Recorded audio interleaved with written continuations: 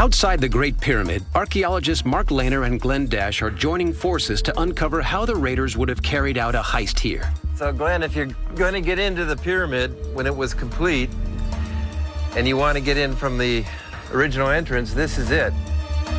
The casing stones that once hid this entrance are long gone, and today a metal grill secures it. It's really interesting coming up here because you can see some of the tremendous engineering that is probably hidden elsewhere in the pyramid. Builders made the main entrance small, but they support its roof with giant angled limestone slabs. Is this where robbers broke in? They wouldn't have known about any of this because presumably the casing was all intact and the entrance was camouflaged, and they would have no idea of all this massive Right, and even if they pulled the casing away, they're going to find this massive stone and they're going to say, let's do it someplace else.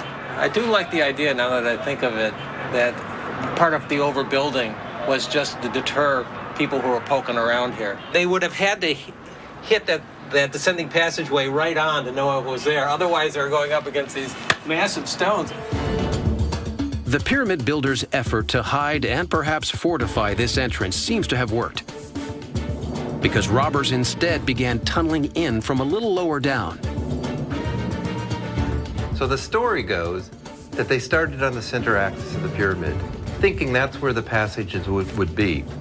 And they heated the rock, the limestone, and then poured cold water or even vinegar, the story goes, to crack it, and gradually forced their way into the pyramid along this tunnel. Only 32 feet below the concealed entrance, the raiders broke through the casing stone and started tunneling.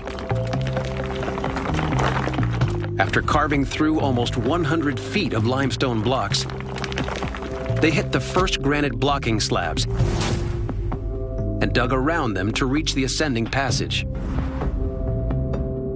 Then they had a clean run to the king's chamber, only to face the final hurdle, the second set of granite slabs ancient Egyptians had dropped in years before.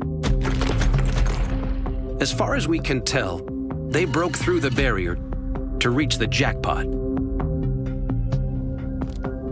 Mark thinks that the accuracy of the robbers' tunnel is almost too good to be just a lucky break.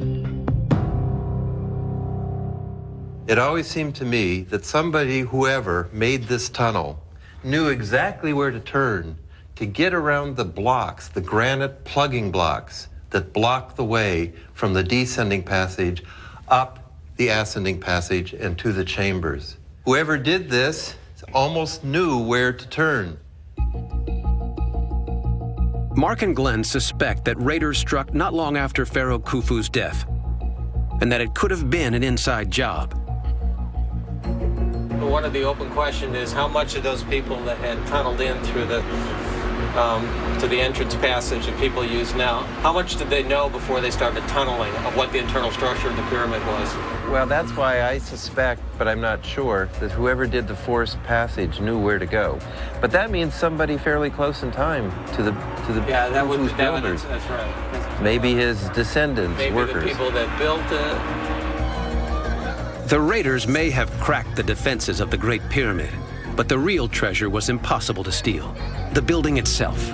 The pyramid may not have fulfilled its function ultimately to keep the royal body safe for all time, but the measures they took to preserve the king was in fact their real gift to the future. That is almost more valuable for their memory than preserving the body of the king. And we're still trying to learn what it was that they were trying to tell us with all this. Exactly. For us, this is much more the treasure. This is much more the great discovery.